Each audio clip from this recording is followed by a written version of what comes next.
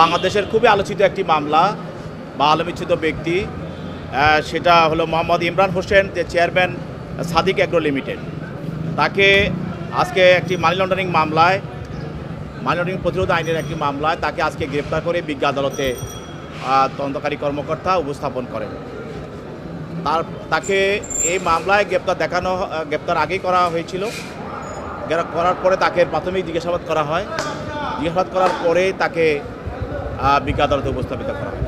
তার পক্ষে তার আইনজীবীরা ছিল, তার আইনজীবীরা জামিনের প্রার্থনা করেছেন এবং তার জামিন চেয়েছেন। এই মামলায় আমরা যা প্রসিকিউশনের পক্ষে আমরা যা বলেছি আদালতে, যে মাননীয় আদালত এই মামলাটির সূত্রপাত যে গত 24শে কোরবানি হাটে আপনারা জানেন যে একটি ছাগল 14 লক্ষ টাকা একটি ছাগল বিক্রি করা হয়েছিল এবং এটা পরবর্তীতে ফেসবুকে চলে আসার কারণে এটাকে কেন্দ্র করে একটা তদন্ত শুরু হয়। এই তদন্তে দুইটা লোক বেরোয় আসে। একটা হলো সরকারি কর্মকর্তা এনবিআরের একজন সদস্য, সে হলো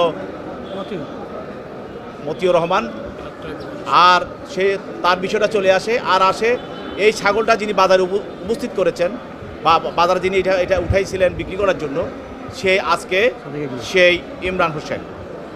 এই দুটি লোককে তদন্ত করা হয়। প্রথম তদন্তে মতিউর রহমানকে পাওয়া যায় যে সেই সরকারের এই পদে থেকে ফ্যাসিস্ট হাসিনার অন্যতম আস্থাভাজন হয়ে যে হাজার হাজার কোটি টাকা সে সরকারের লুটপাট, রাজস্ব টাকা লুটপাট করে সে বিদেশে এবং দেশে বিরাট ধরনের তার বৈভব তৈরি করেছে, সম্পদের মালিক হয়েছে, তার ফ্যামিলি, এবং সে তার বিরুদ্ধে দুর্নীতি দমনের মামলা হয়েছে এবং সে জেলে আছে।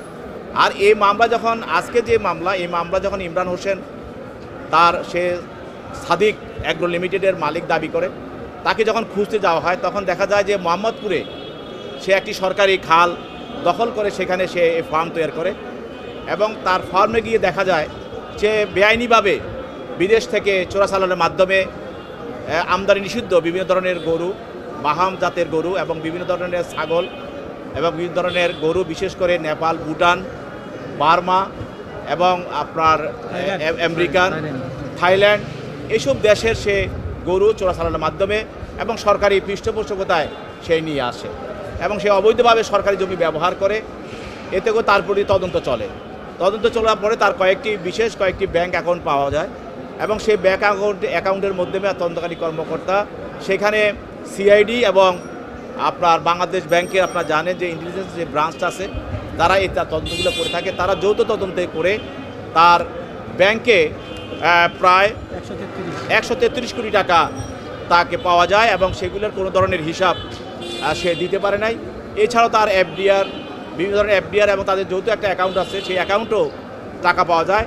মোট আজকের এই মামলায় 133 কোটি 55 লক্ষ টাকা উপরে টাকা তার বিভিন্ন হিসাবে এবং তার বিভিন্ন এফডিআরে পাওয়া যায়।